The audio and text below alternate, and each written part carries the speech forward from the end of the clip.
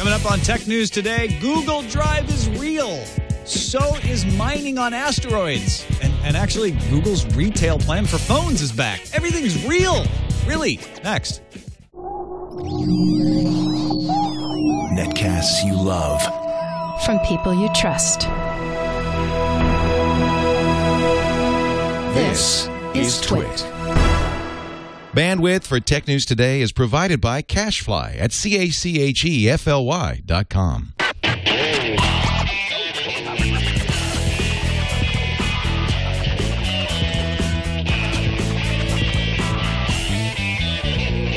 This is Tech News Today for Tuesday, April 24th, 2012. Tech News Today is brought to you by GoToMeeting. Meet face-to-face from anywhere in the world with GoToMeeting with HD Faces. For your free 30-day trial, visit GoToMeeting.com, promo code TNT. And by Ford, featuring voice-activated Sync App Link. Now you can control select smartphone apps with your voice, helping keep your hands on the wheel and your eyes on the road. Learn more about the technologies Ford is bringing to its vehicles at Ford.com/technology. Welcome to Tech News Today. I'm Tom Merritt. I'm Sarah Lane. I'm Iyaz Akhtar. I'm Jason Howell. And this is the show where we take the tech news and we dance with it. Dance. Pump up the volume. Pump up the tech news. Pump up the earnings. Pump up the Google Drive. Yeah. It's for real. This ain't no rumor, Really? folks. Yeah. Yes, really. For real. That's what the blog post said. In fact, it replaced Google Docs. Well, Google Docs is now inside of Google Drive. Here's what's going on. You go to docs.google.com, and it's going to look exactly the same because you haven't started yet. You got to go to drive.google.com/start, and then you can start your way into Google Drive. I haven't been granted the privilege yet, but some people have. Let me tell you, it's awesome. Is it a privilege? I don't know. Yeah, mine's not ready yet get in either. there soon. If it makes you feel any better. So you go to drive.google.com/start to get in. Once you get in, apparently, you'll be able to install Drive on a Mac or PC.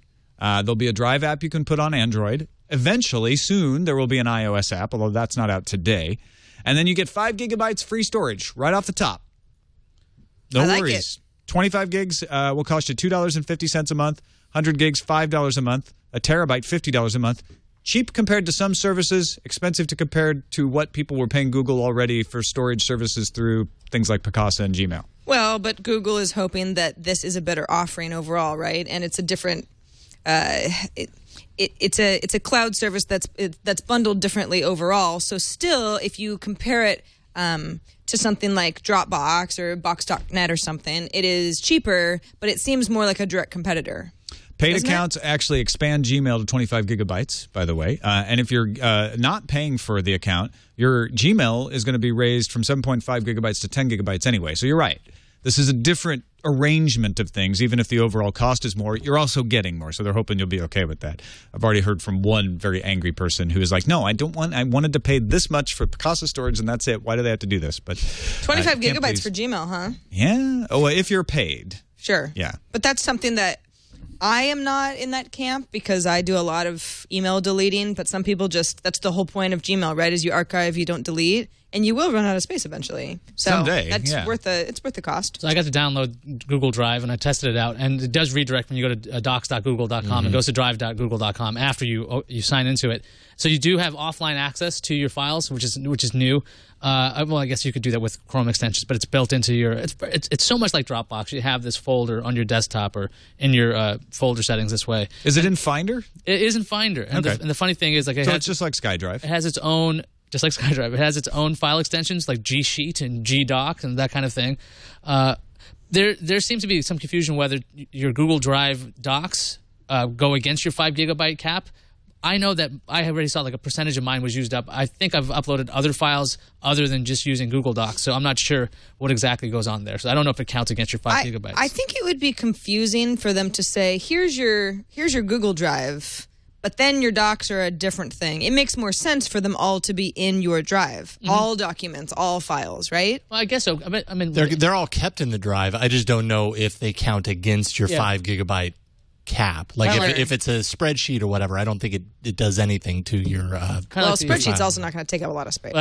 I'm sure it counts against your cap. It's storage, right? It's just that it doesn't take up. It's negligible. Well, Amazon Music does that against. Like, they give you a free bunch of space, and then if you buy music through them, it doesn't count against your You're cap. not buying docs. You're creating. Right, docs. I'm just wondering if that's the same It's thing. taking But up you can storage. share. It's taking up space. You can currently share photos and things through Google Docs. So if somebody's taking advantage of that, I would assume that would count against Yes, their free exactly. total in Google Drive. In fact, you can attach photos from Google Drive straight to Google Plus if you want to share them that way. And soon, it's not launched yet, you'll be able to attach them through Gmail. Drive also will allow you to attach any kind of file from Google Drive to Gmail, which that's kind of handy if you've got documents you want to send around. Also, Drive can recognize text in scanned documents. So if you take a scan of a newspaper article, for instance, one you obviously hold all the copyrights to, and you upload it to your Drive or you're making fair use of it, it will actually be able to search, because of course Google Drive has search, on the text in that document. It uses some optical character recognition to scan all the documents you put up there. Also does image recognition. They gave an example of if you put a picture of your trip to the Grand Canyon into Drive, it'll recognize that it's the Grand Canyon. And when you type Grand Canyon into search, it'll pull up that image. They say this is kind of experimental, so it may be a little buggy, but it's going to develop over time.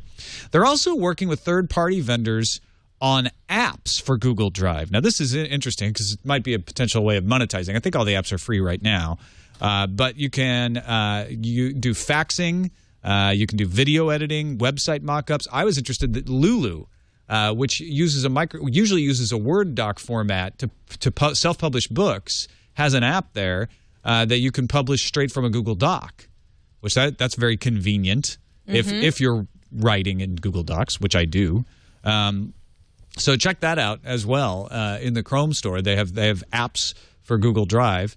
And Engadget's Dana Wollman, who was just on the show yesterday, put together a lovely comparison chart over at Engadget of all the different plans. Well, not all the different plans, but she compares Google Drive, Microsoft SkyDrive, Dropbox, and iCloud.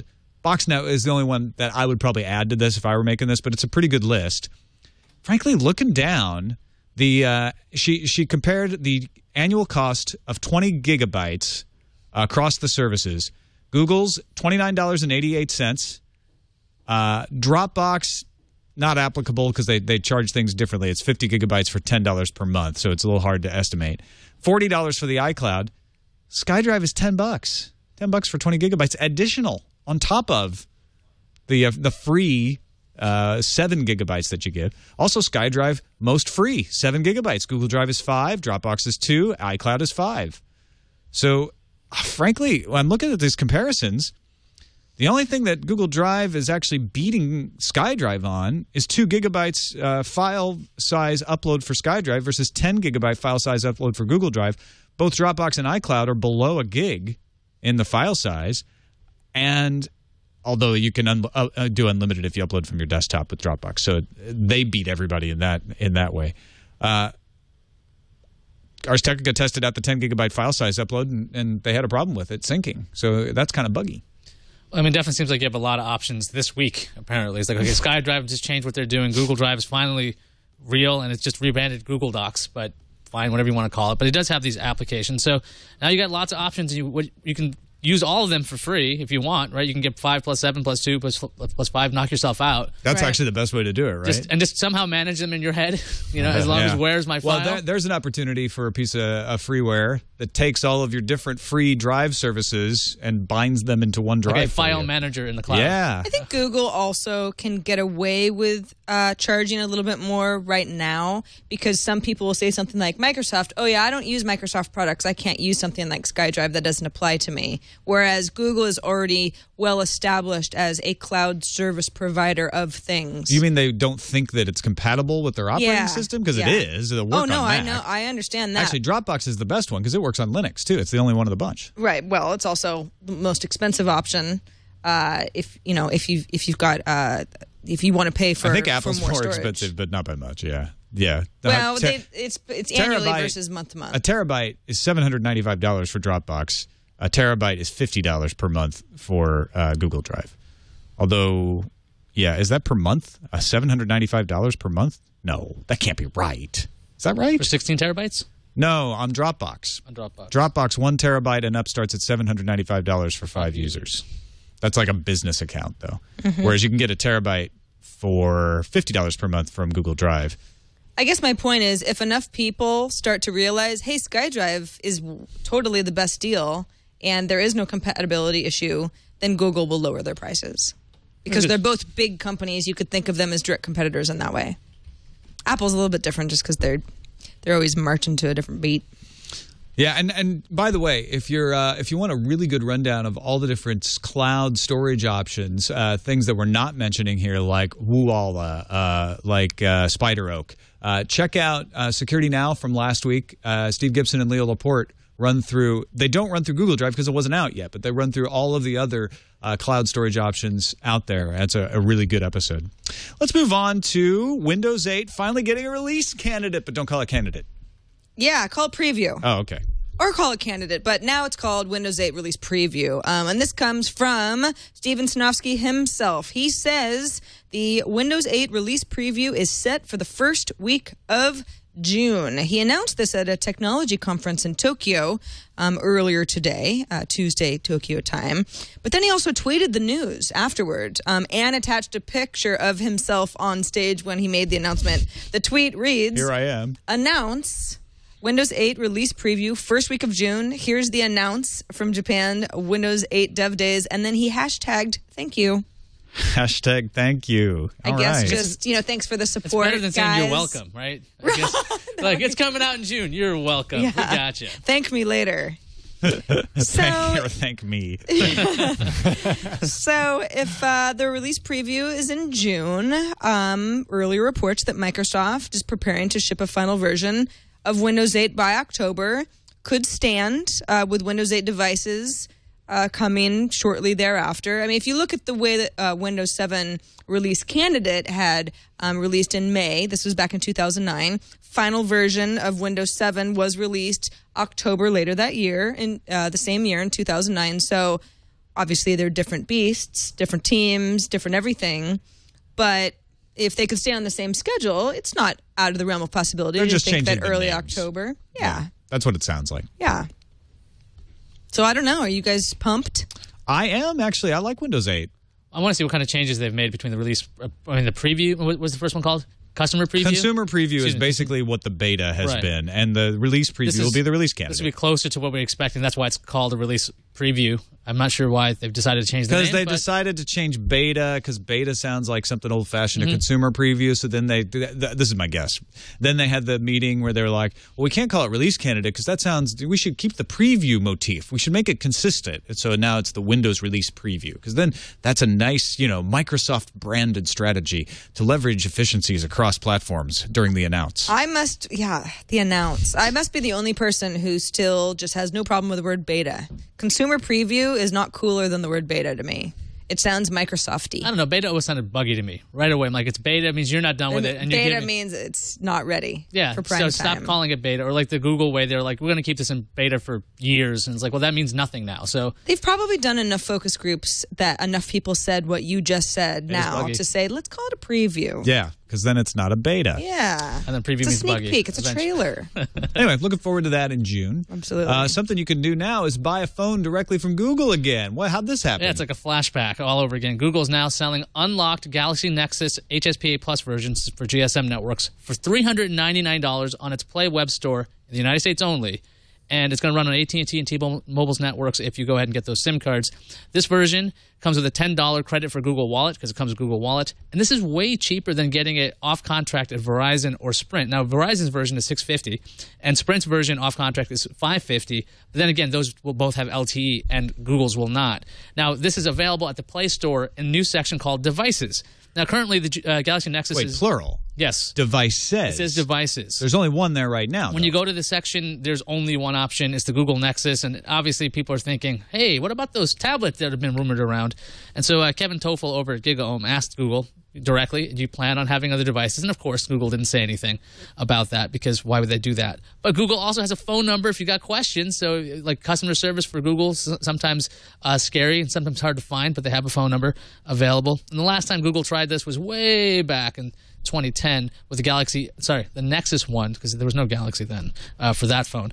Back in 2010 for $529, they were selling that phone directly. Oh yeah, we remember that. It was a failure. It was locked with T-Mobile, but and they tried to be HTC like the new way of buying all phones. This time, that's much. They're almost downplaying it. It sounds like. Yeah, what I'm really surprised about is the price, because this is $400. Not an LTE phone, right? But still $400 for an unlocked phone that you can run on any one or two networks. Right? You can run on any network as long as it's T-Mobile or AT&T. Right, but it's still, I think, it's a little bit better than going, okay, do I get a $549 phone or a $649? And then the people were complaining about the LTE version of the Galaxy Nexus, as in the battery life was like nowhere near as good as it should have been. Yeah, I think this is smarter for Google. I think it is definitely. I mean, they're not ready to talk about it yet. That's all they said. Actually, the quote was, "We have no other announcements to make at this time." So it's a non-denial denial about the tablets. But I think it is sort of setting up the store to test it out, run it through its paces in a lower volume environment before they actually sell a tablet directly to us. And I've wanted Google to figure out how to get back into this idea, or anyone, to figure out how to get back into this idea of selling us the equipment and we get to pick the carrier. That when you buy it, it goes through Google Wallet, so you have that kind of option if you wanted. Also, there's a limit of 5 per customer. So if you wanted 6, Tom, forget it. Unless you work out some other deal. Well, that's no. I mean, that could be because of the small price. They want to keep resellers from going in and. Well, the fact that they have Google Wallet attached to is also a smart thing. Get people used to that, because when you sign in with Google Wallet, your phone will have Google Wallet. You kind of get used to that ecosystem as well. And where do you use Google Wallet? In like 4 or 5 stores. Okay. Well, but also online? No? Yeah, I mean, you could use it to buy the actual phone. All right. That's a self-fulfilling prophecy if I ever heard one.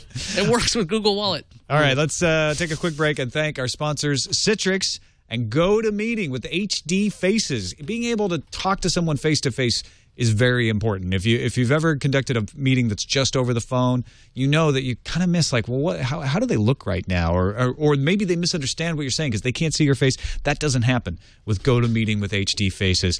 It lets you meet face-to-face from anywhere in the world, even on the go, from an iPad, from a laptop. Here's how it works. With GoToMeeting by Citrix, you just take your webcam, whatever you got. You got a tablet, you got a laptop. Click Collaborate in a group.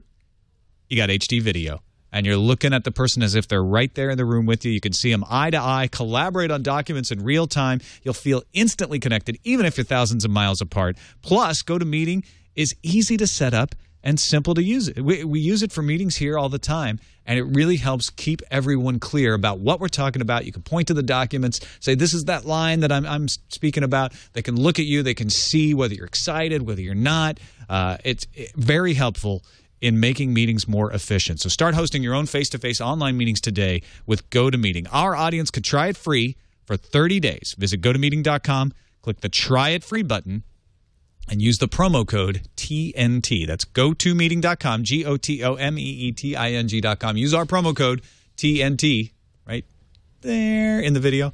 And thanks to Citrix for supporting Tech News Today. And we have some more tech news today. Mining asteroids. Now going to be a real thing. So first Google Drive, and now we're going to mine asteroids. Google Drive's real. Asteroid mining real. Okay. Google returning to retailing phones real. Lots of real. Planetary Resources, Inc. Does that not sound like it's straight out of a sci-fi book? Plans to send swarms of robots to space to scout asteroids for platinum. This is a press release, not a sci-fi book. Now here, this makes it make a little more sense. It's co-founded by Eric Anderson, who started the first space tourism company, Space Adventures, along with Peter Diamandis, one of the people who's founded X Prize, that got people money to go do private ventures into space. So these guys are like, well, for our next trick, we'll mine 9,000 asteroids.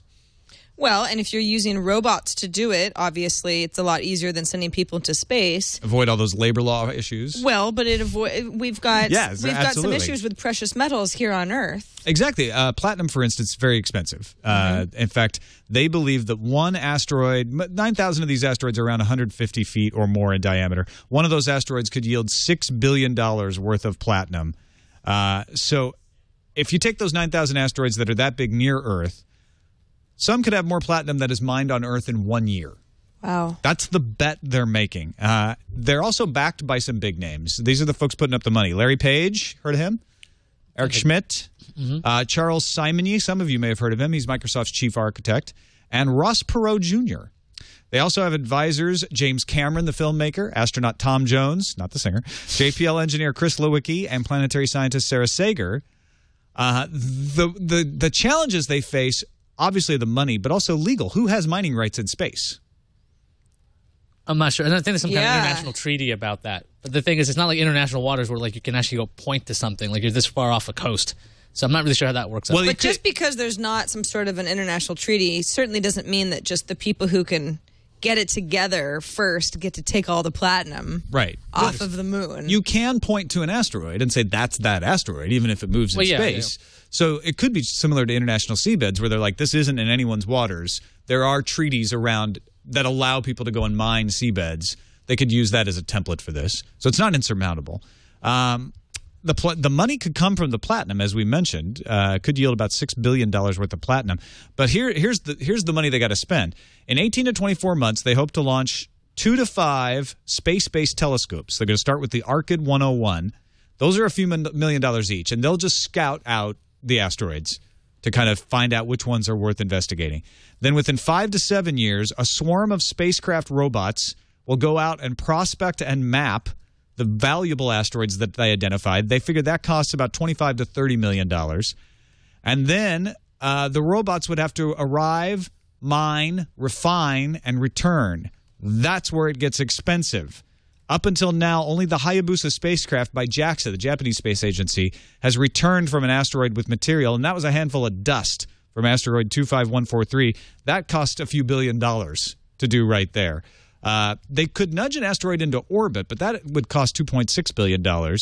But it would make it easier to get the platinum back down to Earth.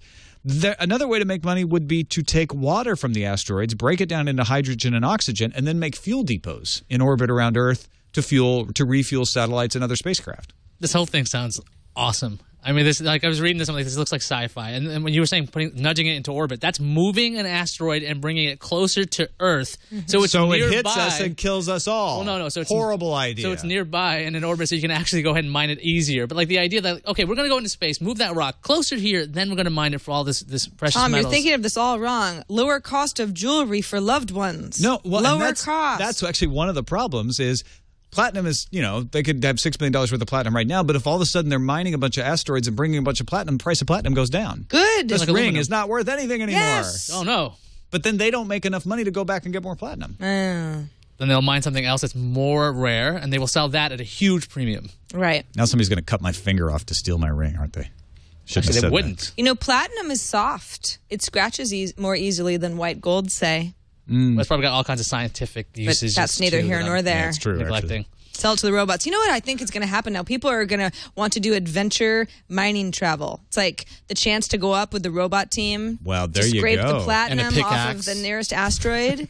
That's actually brilliant. You've got the most awesome thing? Eric Anderson from Space Adventures is involved. He's going to do that. He's going to, I'll figure out how to pay for all this. Wouldn't you want to watch that happen? Totally. Maybe Very a couple times before I go It's up. the mining adventure. What was that movie, Moon? Yes. So what it was with called? One guy stuck alone? Didn't go very well. No. But there's always backups. Right. It is, there's precedent for this, right? Those diamond mines in the United States, not the blood diamonds, the diamond mines in the United States where they invite people people pay to go on and look for diamonds, and they get to keep a percentage if they find any. Oh, really? It's basically free labor. Actually, labor that pays for the privilege to be laborers.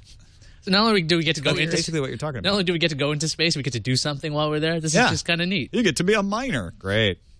All right, on to the World Series of Intellectual Property. Here's the latest. Yesterday evening or afternoon, really, Andy Rubin took the stand as the final witness for the API copyright part of the Google Oracle trial. Actually, second to last. Eric Schmidt became the last witness. Oracle's David Boyce is their lawyer. He brought up emails where Rubin expressed an opinion that Google needed a TCK license and that java.lang APIs were subject to copyright. Pointed out that Rubin had written written in an email that a clean room implementation was unlikely. Andy Rubin basically said, I don't know, opinions change. That was my opinion back then, maybe. I don't know. Eric Schmidt was then brought on today. Oracle's David Boyce questioned him about emails regarding the need for a license for Java and presented emails and presentations about Google acknowledging the need for a license for Java. Schmidt said, I don't remember any of that. I'm an old man. He didn't say I'm an old man. Google's Robert Van Nest then came up and asked Schmidt about interactions with Sun employees. And Schmidt said, yeah, I used to work at Sun. I'm friends with a lot of people there. Nobody expressed concerns about Android to me. Schmidt said the, quote, must take a license from Sun, quote, that Oracle had dragged out referred to the coffee cup logo for Java, not the actual code, which would have, the coffee cup logo could be licensed separately, theoretically. They brought out a congratulatory email from Jonathan Swartz, who was CEO of Sun at the time, talking about Sun getting behind Java development for Android. We've heard about that before. And then Schmidt was asked by Judge Alsup directly about APIs. And Schmidt suggested in his testimony that APIs are not subject to copyright like an implementation of an API. So carving a fine line there to make Google exempt. Jonathan Swartz, Sun CEO, is going to be called as a witness in a few days, or former CEO. Both sides have also submitted briefs on why or why not they think APIs are subject to copyright. And don't forget, Thursday, Judge Alsup had declared that he will determine the copyright, the API copyright decision here, not the jury. Yeah, reading all the coverage about this and seeing it, it's almost like reading the play-by-play of a boxing match, because there's these little short updates. And when Google was asking Schmidt about APIs, are they blueprints, Schmidt's like, no, APIs are the way you make something happen. And then they go, how long is that? How long have you thought that, Mr. Schmidt? For as long as I've been a computer scientist, so 40 years. So he's building up a whole bunch of stuff. And when Oracle is questioning Schmidt about the whole TCK license, asking, do you know what that is? Schmidt said he didn't know what it was. The attorney says, really, sir? Test compatibility license? And Schmidt said, it's been over 20 years. Things change. It's just like this. Like, it's fun to read about, but it still all goes about the point is the API copyright thing. But to see these guys stuck up there, like, they probably have something else to do that kind of be important. Well, Andy Rubin went and posted about the what was it? Oh, the Nexus for sale, right? Like minutes after he was out of court. Schmidt was stuck up there for over 90 minutes. Like, he was there for pretty much a day. I mean, can you imagine how much money he's losing? Like the length of This Week in Google. About right. Yep. Sometimes This Week in Google is longer. Even longer. That's true. Well, this week we will not be running the Eric Schmidt testimony in place of This Week in Google. We will have a normal episode. It is kind of fascinating because you see where people are trying to, like, I gotcha. You said this. Mm-hmm. You sent this email. And then you have a lot of people saying, we need you just to define APIs better. I don't know. Maybe I did say that. It was a weird day. Yeah. I had a fever. I mean, there's all sorts of reasons that sometimes things are said. And you might not remember how you felt 20 years ago about something that's not in your everyday existence now. Well, I'll tell you how Tim Cook feels today. Excited. Because he said it many times during the Apple earnings call today. All eyes were on Apple. Were they going to tank? Was this going to be the quarter that the momentum ended? It depends on who you ask. Good news mostly across the board. New iPads sold 11.8 million. That was below analyst expectations of 12 million, which they had revised up to 12 million after there were reports that the new iPad had sold 3 million in the first weekend. Still, 11.8 million is a 151% increase over Q2 2011. They sold a crap ton. Yeah, I think that's a metric crap ton. Mm-hmm. Apple sold 35 million iPhones, passing estimates of 31 million iPhones. So that's an 88% increase over Q2 2011. Macs stayed largely consistent. They were up 7% over the previous year to 4 million. iPods declined as expected, down 15%, although half of those were iPod Touches. $11.6 billion in profit from $39.2 billion in revenue, a huge increase from the $5.99 billion of profit and $24.67 billion in revenue reported last year, Q1 2011. Tim Cook said the new iPad's off to a great start, and across the year, you're going to see a lot more of the kind of innovation that only Apple can deliver. TV! He keeps saying stuff like this, and people keep going, he means TV. TV! He's saying innovation. It's coming this year. It's revolutionary. Well, they're just going to stick Retina displays and everything. It's like the exact same thing. It's revolutionary all the time.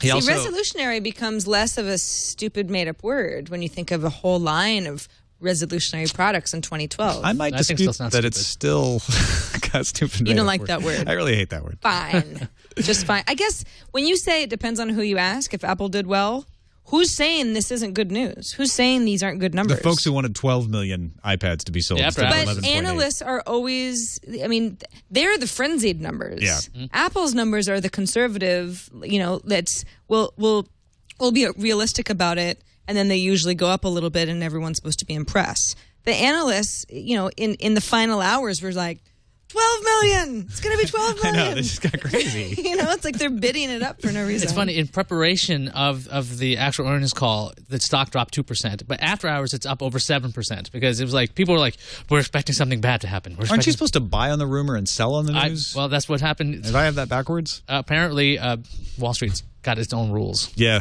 The rules are out. The rule book. You throw out the rule book when it comes to Apple.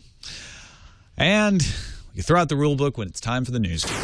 Makes no sense at all. With the bathwater. Don't throw the baby out with the rule book. AT&T announced their first quarter earnings, and they beat estimates. Monthly revenue per user increased 1.7% year over year, with customers paying $64.46 per month on average. Oh, that's less than I pay. AT&T moved 240,000 tablets, about 180,000 of which were sold with data plans, and AT&T also sold 4.3 million of those iPhones we were talking about. The International Trade Commission's been busy. An ITC judge ruled that Apple products like the iPad and the iPhone infringe on Motorola mobility patents related to elimination of noise and interference. Motorola is also sitting pretty after the ITC found that Microsoft's Xbox also infringed on 4 of Moto's patents, 3 of which are FRAND licensing obligations. Neither of these decisions are final decisions, though, so we'll have to see how these things shake out. CNBC reports that the Facebook IPO may be later than expected because Facebook's busy with all kinds of things like acquisitions of Microsoft's patents and Instagram.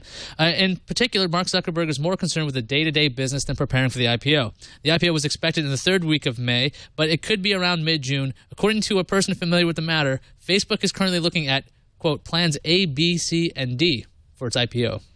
So they're A/B testing, A-B-C-D. And then CD testing. And then PC testing. Starting early July, all Tor and Forge ebooks will be sold DRM free. You heard it right, free of DRM ebooks. Tor Forge is the science fiction fantasy imprint for Macmillan. Tom Doherty, president of the imprint, said its authors and readers are a sophisticated bunch, and DRM is a constant annoyance to them. You'll also be able to find Tor Forge books at DRM-free stores as well as its original distributors. So this is an experiment for Macmillan. Tor has kind of been on the forefront of giving away free ebooks, giving away some DRM-free books. So to make the entire catalog DRM-free, big gamble. Say goodbye to Firefox 11 and hello to Firefox 12. Hi. The Windows version of 12 brings auto updates by installing a background service that, once given permission, will keep you up to date on the most current version of Firefox. Now, if that kind of frightens you because you've got lots of extensions and you worry about them breaking, which has happened in the past, don't worry. You can opt to be notified about updates instead. If you've got a Samsung device and you want to know if you're getting ice cream sandwich, listen up. Okay. Samsung released a comprehensive list of which devices will get the upgrade. I'm going to cram in everything here. AT&T's Galaxy S2, S2 Skyrocket, Note, Captivate Glide, and the Tab 8.9 will get 4.0. Okay. Now, Verizon's Galaxy Tab 10.1 and 7.7 will get the update. Wi-Fi versions of the Tab 7.0, 8.9, and 10.1 will get the update. Sprint's Galaxy S2 Epic 4G Touch, that's one phone, will get the update, while the Nexus S update is already out. Oh. T-Mobile users, Samsung says more information is coming soon. And if that was too fast, we have show notes, and you'll get the full list there. Just do a search. Let me Google it for you. Skype upgraded on Windows Phone yesterday, and today announced an app for the PlayStation Vita. You'll be able to use Skype over 3G and Wi-Fi, and the app will run in the background. Product was not in the PlayStation Store yet, as of this recording, but should be out today in the U.S. Should be out today and in the U.S. tomorrow, April 25th. The app should be available to Asian and European markets. The AMD Radeon graphics card line, known as the HD 7000 series, has 3 new members: the HD 7700M, the 7800M, and the 7900M. AMD promises several new features from these updated GPUs, including smoother switching between integrated and discrete graphics. The chips shut part of themselves down when not in use, and the GPU as a whole will consume virtually no power when idle, according to AMD. ProView Technology is, quote, the legal registrant of the iPad trademark, according to Fu Shuangjian, a deputy director of China's State Administration for Industry and Commerce. Quote, according to the provisions of the China trademark law, currently Shenzhen ProView is. Fu's statement was the first public comment from the Chinese government and may indicate how the court might rule. And let's check the randomizer to see what it spits out. Randomizer. It's entirely random, we assure you. And in fact, it has spit out, no, not a loogie, Newsflash. Not just saying Newsflash, here's what it spit out. That's what it's called. It uses high-frequency light to transmit data from your iPad to a smartphone.